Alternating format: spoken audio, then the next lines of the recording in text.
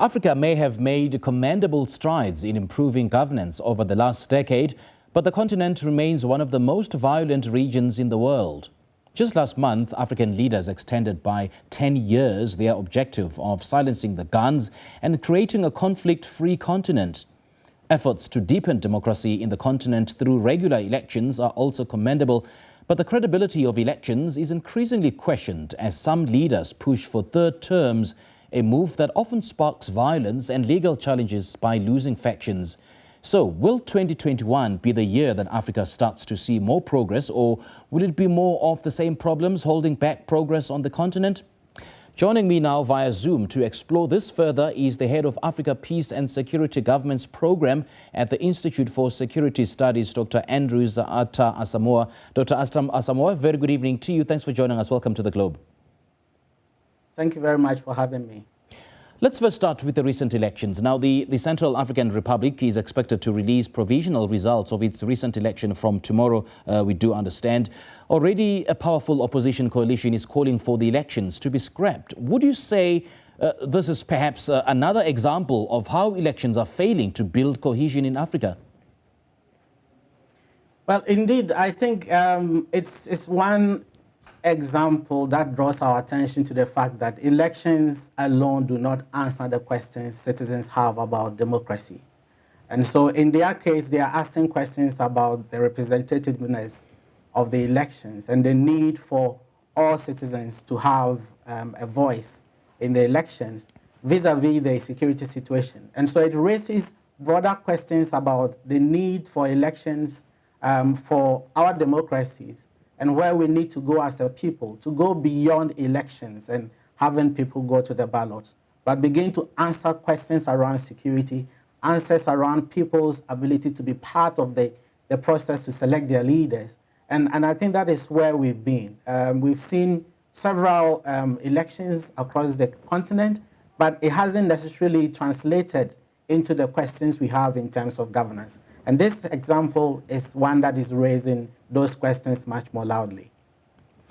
And I suppose, Dr. Atta-Asamoah, the issue of African leaders sort of manipulating the constitution to extend their lead or their incumbency.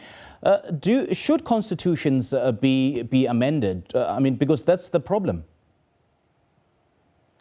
No, I think that there are situations in which some of these are done in a way that is acceptable to the broader population. But in situations where it's manipulated for incumbents to stay in power or to extend or work in the interest of a certain faction of the country, it becomes very problematic. In fact, it becomes another way, gentle way of manipulating the system so that incumbents can continue to stay in power. That has been very, very difficult, even at the continental level, for it to be managed. So far, it hasn't worked. It always raises very serious questions about the political processes and provide room for electoral violence or post-electoral contestations. And so those are things that shouldn't be encouraged at all. If at all, it should be done in a way that is completely accepted by the people and put to a referendum, and something that the majority of the people align with, and which is in line with the spirit of the Constitution itself and not the interest of certain leaders. Now, the opposition groups in the Central African Republic are now calling for the elections to be scrapped. Let's talk about, the recourse that is afforded to the losing parties or the losing factions. In most cases, they don't necessarily get the recourse that they want. Should they be given that particular recourse, especially when it comes to the elections being scrapped? So I think they are raising some really legitimate questions in terms of the extent to which certain parts of the country have not been able to participate in the elections itself. I think the question is, do you go ahead when a huge part of the country couldn't participate? Or do you take into consideration the reality of the security situation so that you do what is necessary so that you don't create a constitutional vacuum of leadership in the country? I think those are questions that within the context of peace, they can raise in the constitutional court and seek proper interpretation of their laws in the context that should be respected by both parties in a way that guarantees the stability of the country itself. I think that both sides would need to be realistic in the sense that, was it possible for all these parts of the country, the constituencies, to have elections given the security situation? If yes, then it should be. If not, then there's need for a realistic reflection of what the situation is and what may be a representative picture for the leadership situation, to questions to be answered in a way that will pave the country to move forward. Because what they need to really do is to also find very important answers to the security situation. And that we've seen has affected quite a number of elections across, particularly the Sahel, and in the case of Central Africa, as we are talking about now. Yeah. That if you don't have the right security, it becomes very difficult, and it actually affects the extent to which a larger representation of the population have a say in the outcome of the elections. And so these are questions that are coming up in the case of Central Africa. Yeah, it's a matter that we'll be looking and watching very closely. Let's talk about Niger now. The country, we do understand, is attempting its first peaceful transfer of power since gaining independence from France about 60 years ago.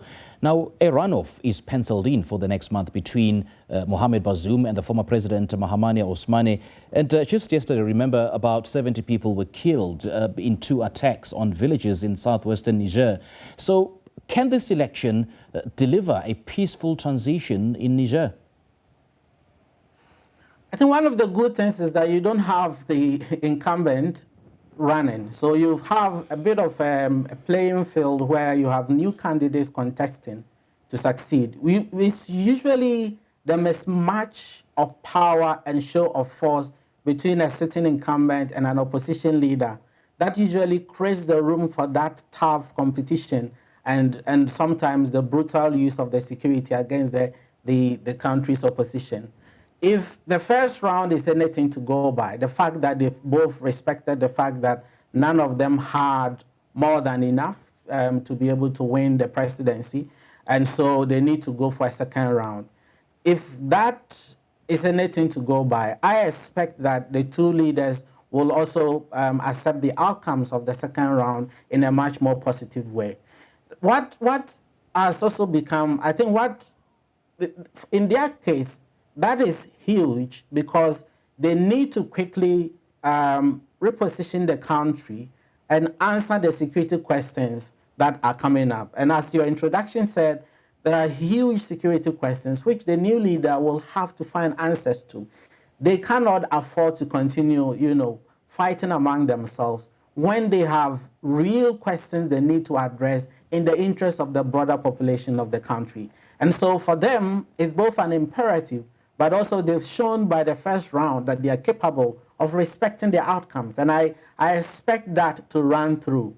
I don't expect too much of that. But one thing that is usually very, particularly in the case of Ghana, when you put Ghana in context, the more the 2 parties become close in the outcomes, the more likely the outcome becomes contested. And so I hope it doesn't come to that. And whoever wins with a landslide so that the outcome is clear and can be accepted in a way that will put the country on the path to reposition itself to address its security questions. Yeah, you've just mentioned Ghana, and we'll talk about Ghana in detail in just a moment. But security or the lack thereof in Niger is not the only concern for the people of Niger. I mean, there's the issue of, the economy which has been battered by the coronavirus pandemic and the fall in the price of its top export uranium. And there's also the closure of the border with Nigeria, which is, of course, the key gateway for the import of essential goods. So can the country recover from this? I think the country will struggle like many other African countries. And so sometimes the new leadership gives room for new ideas. I am hoping that this new leadership that will come from February onwards will be able to put together the right team that will be able to think and answer these questions. But to be in a more practical way, these are challenges that these countries have grappled with for so long. And so I don't expect I don't expect solutions as swiftly as possible. Yeah. Though I expect many of these countries to try and push, because many of them require fundamental overhaul of the structures of the country and the trading deficits they've had over the years. And many of them will take time. And so a lot of time, these leaders, and particularly in the case of Niger, right after winning, will have to communicate in a way that is realistic to the people to manage expectations and let them know that there are so many challenges they have to address and which they all have to come on board to address.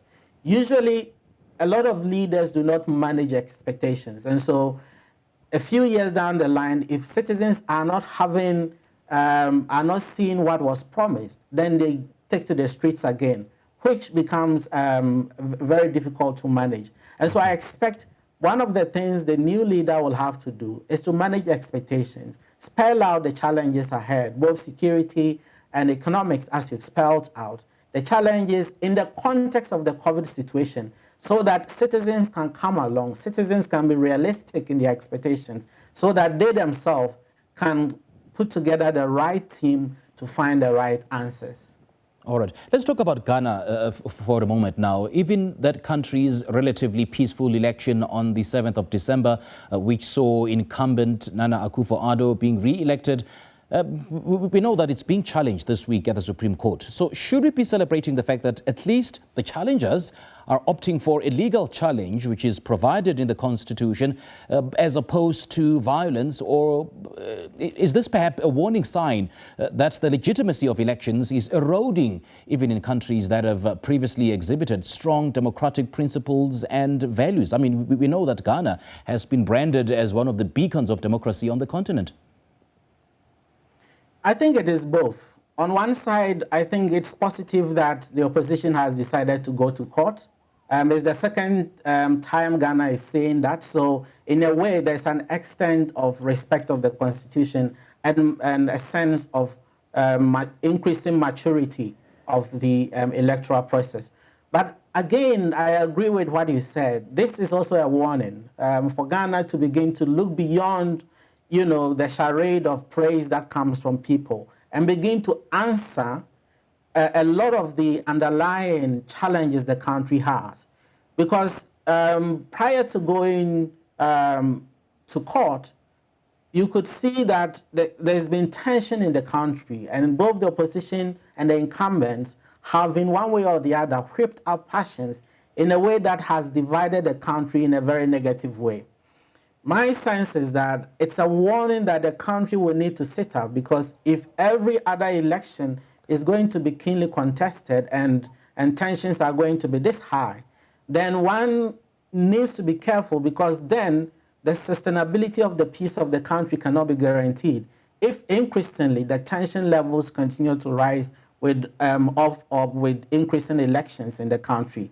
That is a warning to the country. But across Africa as well, it does mean that we need to look beyond just elections and voting in assessing the health of a country's democratic maturation.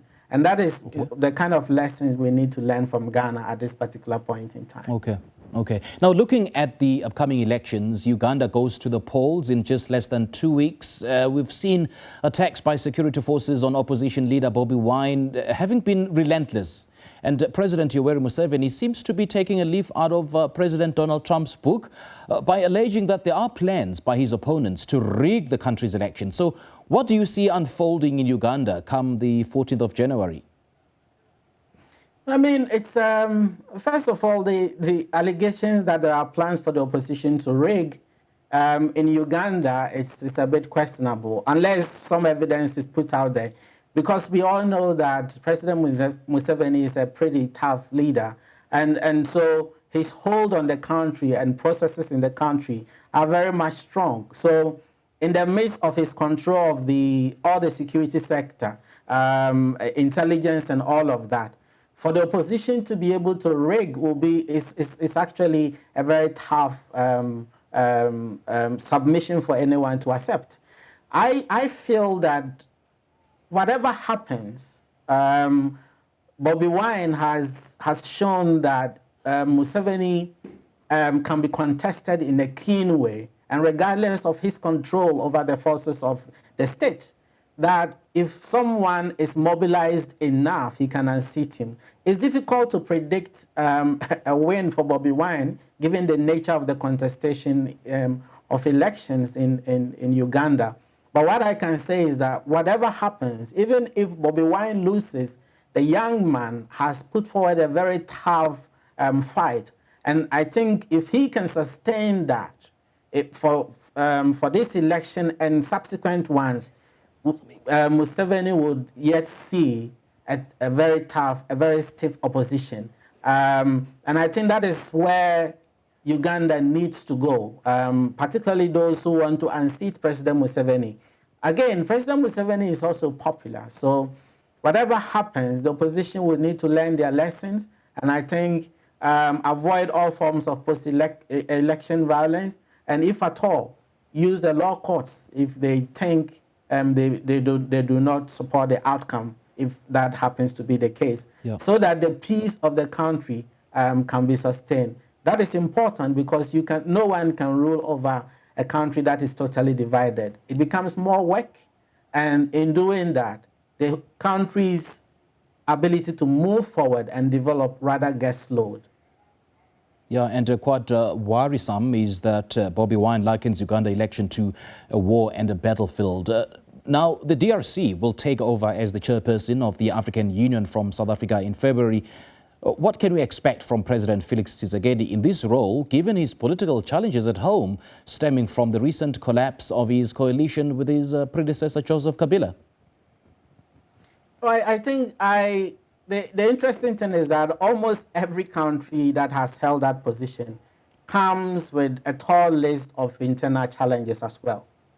And so I expect him to be able to still mobilize African leaders around the Silencing the Guns initiative as a key component of the Agenda 2063, which Africa is pushing for, but also mobilize the support and the goodwill that we've seen around the continental free trade area and other important things. And I also expect him to be able, in his case, we have his ability to translate the challenges he has around insecurity in DRC and make it realistic and use it as the basis to communicate to his peers to mobilize support around peacekeeping efforts, conflict resolution efforts, and insecurity management efforts across the continent will be a very important thing to do. Again, that is one area where his challenges domestically can give him a lead to be able to mobilize.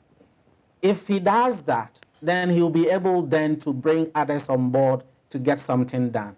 One of his challenges is the perception around the fact that, look, your country, you have a lot of challenges, and so you're practically weak. But as I said, if you can translate that as a form of experience to mobilize other countries around him, then he'll be able to have what it takes, to get African leaders to do what they need to do going forward. In the midst of COVID, I expect that should also be a key thing on his agenda. We've seen that South Africa did an excellent job mobilizing African leadership and providing leadership at the continental front in terms of Africa's response to COVID. I expect that to continue, particularly as we go to the next phase where the whole vaccine needs to reach the larger population of the African people. That is something that is really already on the table for him, which he needs to champion. That is how I see DRC's leadership in 2021. All right, Dr. Atta-Asamoah, great chatting to you. Thank you so much for your in-depth analysis on African matters. We appreciate your time.